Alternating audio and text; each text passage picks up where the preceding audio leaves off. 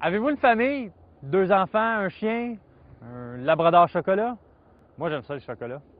Mais j'ai aussi une famille.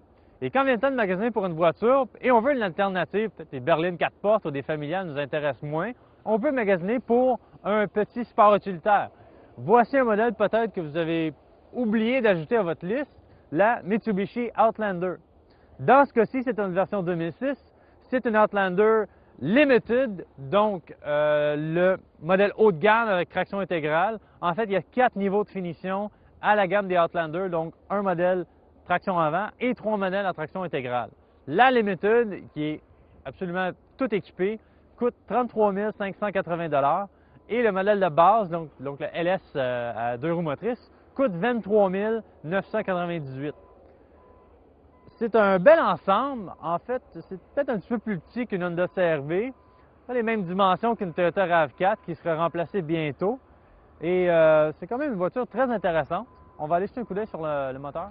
Alors, sur le capot de la Outlander, c'est le même moteur pour toutes les versions. Il s'agit d'un 4 cylindres 2,4 litres à 16 soupapes et à calage variable des soupapes.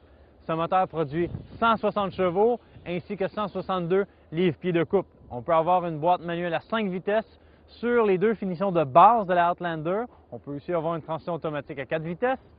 Et en ce qui concerne les deux finitions haut de gamme de la Outlander, on doit absolument avoir une transmission automatique. Le moteur accomplit bien son travail. Je trouve par contre qu'il est peut-être moins bien adapté avec la combinaison avec la transmission automatique. J'ai conduit une version de ce moteur-là dans une Lancer avec une transmission manuelle et je trouve que ça faisait un meilleur boulot. De plus, le moteur dans la Outlander semble un petit peu plus bruyant de ce que j'avais entendu auparavant, mais en général, le moteur accomplit bien son travail de propulser ce véhicule. À l'intérieur de la Outlander Limited, c'est quand même assez beau.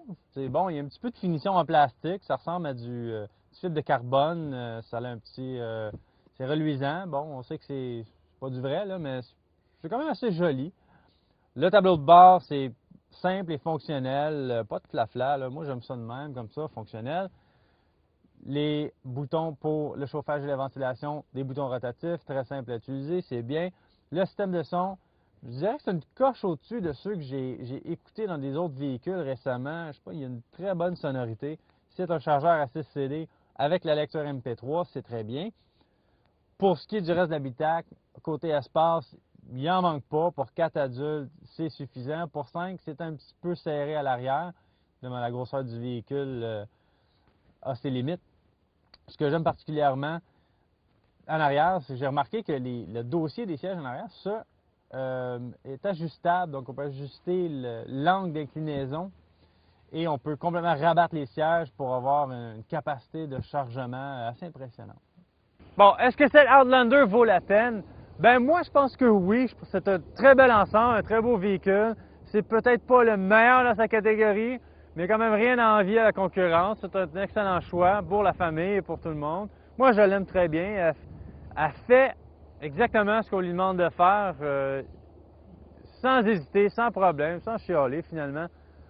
Pour ce qui est de la Outlander Limited à 33 580 $, peut-être un petit peu trop cher. Bon, c'est sûr qu'elle vient avec tout l'équipement, les sièges en cuir, beaucoup de coussins gonflables, le tour ouvert électrique. Moi, je choisirais peut-être un niveau de finition un peu plus bas. Ils viennent quand même bien équipés, l'air climatisé, les vitres électriques et tout ça, dans tous les modèles. Donc, vous pouvez avoir une Outlander pour 24 000 $. Peut-être même que le concessionnaire va vous donner un bon rabais. Et n'oublions pas la garantie de 10 ans sur le groupe motopropulseur. Ce serait peut-être assez pour vous convaincre d'acheter une Outlander.